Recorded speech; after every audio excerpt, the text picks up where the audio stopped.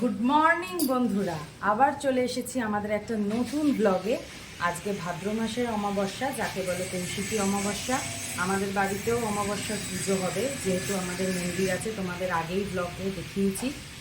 তো আজকে আমাদের মেনুতে নিরামিষেরও আইটেম থাকছে, আমিষেরও আইটেম থাকছে, কারণ অনেকেই এই সময় নিরামিষও খান, আমিষও খান।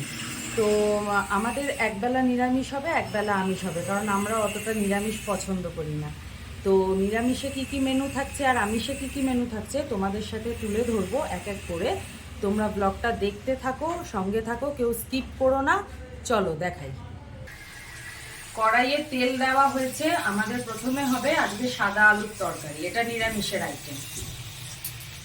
সাথে হবে নিরামিষ ঘুগনি, মটর ভেজানো রয়েছে, নিরামিষ ঘুগনি হবে। সাদা আলুর জন্য আলু কেটে রাখা হয়েছে, জলে ভালো করে আলুটাকে ধুয়ে রাখা হয়েছে। আর আমিষের জন্য হবে পমফ্রেট মাছের ঝোল। পমফ্রেট মাছটাকে ভালো করে ধুয়ে পেটটাকে এরকম করে চিড়ে রাখা হয়েছে। মুসুরির ডাল হয়েছে টমেটো দিয়ে, পেঁয়াজ দিয়ে, এটাও আমিষের পদ, এটা দুপুরের।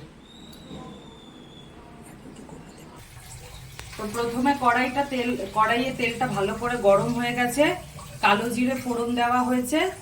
এবার আলুগুলো দিয়ে দেব।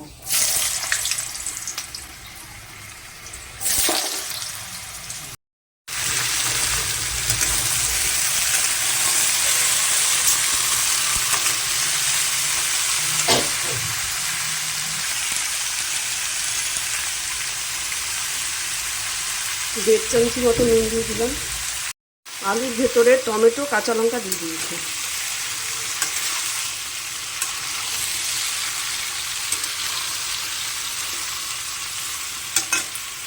আলুটা আমার ভাজা হয়ে গেছে, এবার আমি জল দিয়ে দিচ্ছি।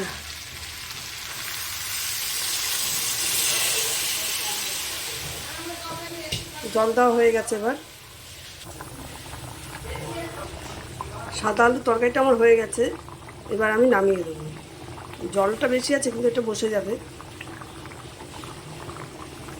এবার নামিয়ে দিলাম।